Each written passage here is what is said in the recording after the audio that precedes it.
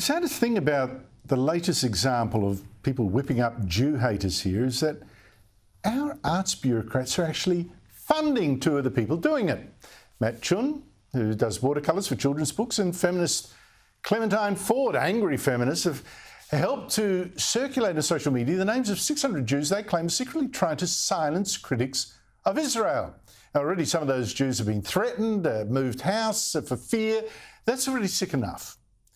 Worst is that our arts bureaucracies have given both Chun and Ford tens of thousands of dollars of your money to keep them in business. They're funding enemies of our civilization with little talent and much hate.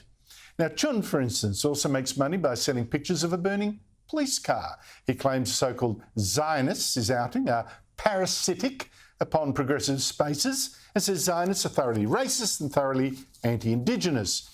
On October 7, the day that Hamas terrorists started this war with Israel by slaughtering 1,200 Jews, raping women, kidnapping 250-odd people, Chun tweeted this apparent defence: "Power to the freedom fighters. Death to the occupation. Resistance by any means necessary." What does any means necessary mean?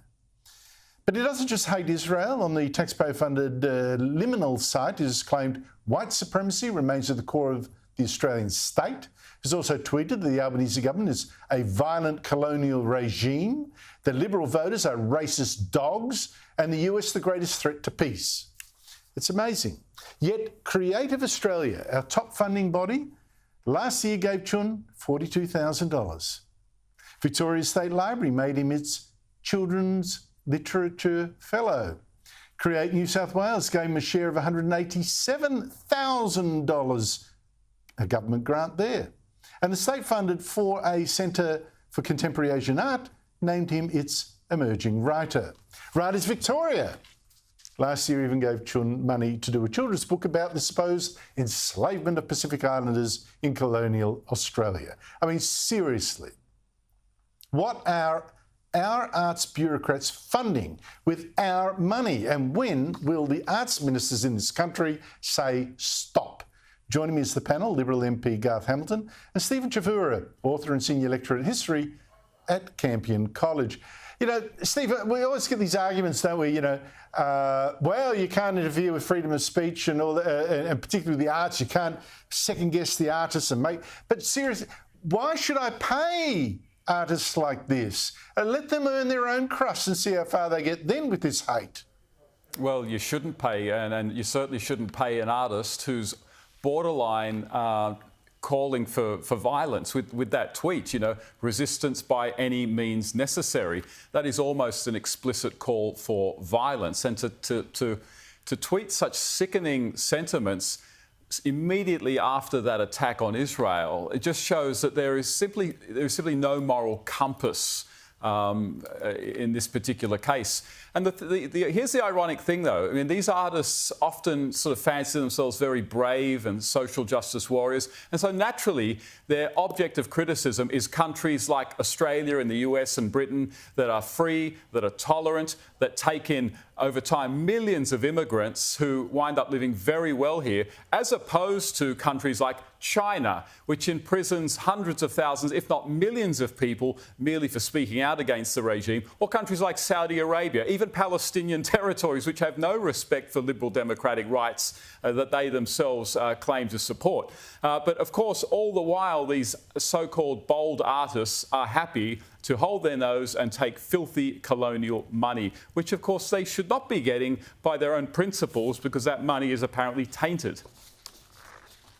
Irony of ironies, Matt Chun is actually given money by the Jewish-funded Maya Foundation, Jewish-run, and part of a program in the name of a Jewish author. He took that money, all right.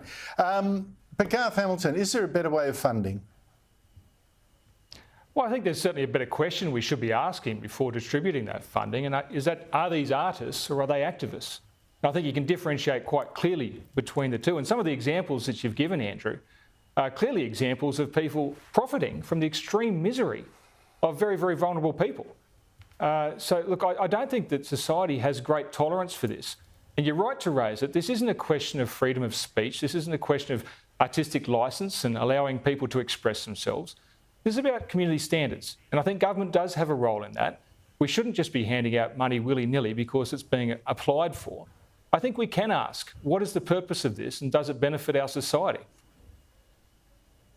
Does it benefit our society? We should have to have ministers that are prepared to make the ruling on that, but increasingly they're divesting their responsibility to unaccountable arts bodies who seem to be made of same thinkers. I mean, talk about rugged individuals, they all seem to think alike, which is weird.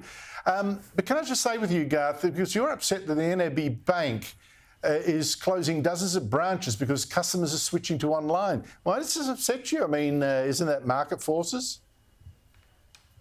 Look, there's a lot about the NAB that upsets me. This was a bank that made a lot of noise during the Voice campaign about how important it was to listen to regional voices, except when it comes to things that they can control. So they're quite happy to close down regional branches. I don't know how they're going to be listening to regional voices if they're closing down those branches. It goes further, the hypocrisy. The Pittsworth branch, which is in my electorate and has got me most excited about this, there's a sign on the wall that says, "We think locally." Look, I can't see a greater case of hypocrisy. This is just pure marketing by the NAB. They don't think locally. They don't think about Pittsworth. This is a town surrounded by great black soil. It's a wonderful regional community. If you can't run a bank there, in a town like that, you can't run one anywhere outside of a city. So I think NAB, for a start, needs to be honest that they have no intention of running regional banks. But look, beyond this, Andrew, I think there's a bigger question. And I think it's time for us to have this conversation. The big four banks exist within a policy framework that the Australian government, successive Australian governments, have created. And if they are unable to sustain branches in places like Pittsworth, maybe it's time we looked at different policy settings that helped the customer-owned banks, the smaller banks, provide more competition. Yeah. I'll be pushing for that. I think this time the big four dominating has to come to an end. But Stephen, you know, the market forces are the market forces. They can't make it work. If it's cheaper, you know, they don't want to inconvenience other customers.